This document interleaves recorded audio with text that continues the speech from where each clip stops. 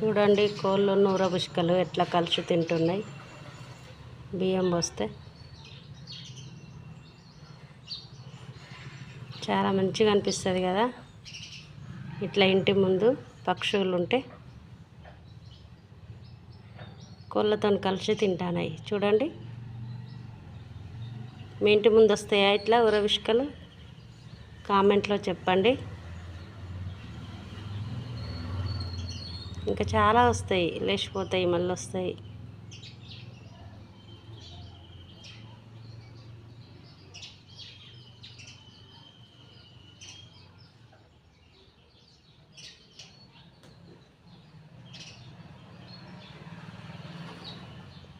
అన్నం మెతుకులు పడ్డా గింజలు పోసినా ఉరికొస్తాయి, కోళ్ళతో పాటు తింటాయి.